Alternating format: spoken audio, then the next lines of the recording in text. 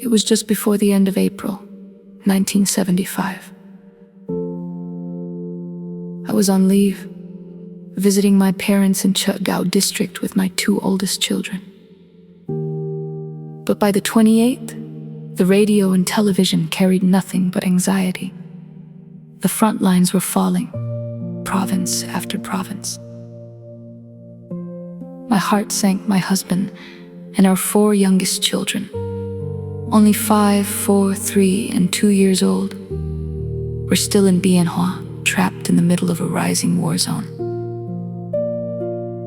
Having served in the armed forces for nearly 5 years, I knew exactly what was coming. But seeing the reality unfold before your eyes, as different tears streamed down my face for the dark future of our people. My parents and brothers desperately begged me to stay where it was safe. But a mother's heart cannot be reasoned with. Early the next morning, holding my two little ones, I stood by the roadside. The world was eerily quiet, no buses, no cars. Then, the first miracle arrived. A taxi driver, heading the opposite direction, stopped. When he heard my story, he drove us all the way to the Van Thang bus station in Saigon. But the station was a ghost town, my vision blurred with tears. And then, another miracle. A 3-wheeled taxi appeared, carrying 3 other souls desperate to reach Bien Hoa. We climbed inside, riding into a chorus of mortar fire and uncertainty. When the road was finally blocked at Gang Bridge, we walked. We found a small roadside restaurant. I sat there, trying to feed my children, crying silently. 2 South Vietnamese soldiers noticed my tears without a word, out of pure compassion. They handed me a bang tet and a bundle of money before I could even thank them. They hurried away into the chaos. My hands trembled.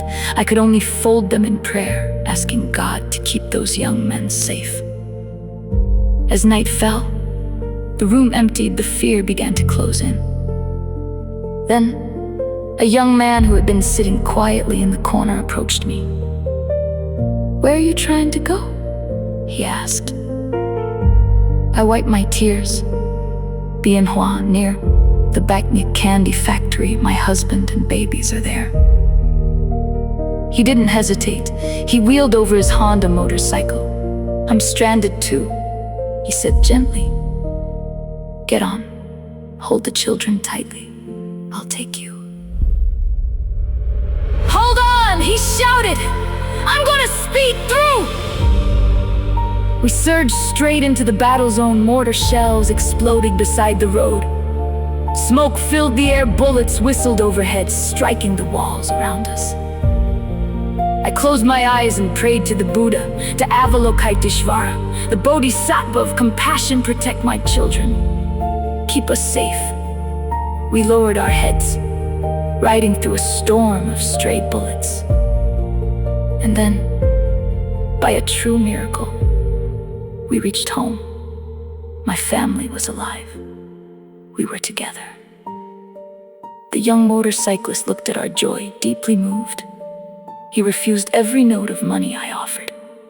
He asked only for a single glass of water, said goodbye, and disappeared back into the dark, dangerous night. I watched the darkness swallow his motorcycle, folded my hands once more, and prayed that he too would make it home to the people who loved him.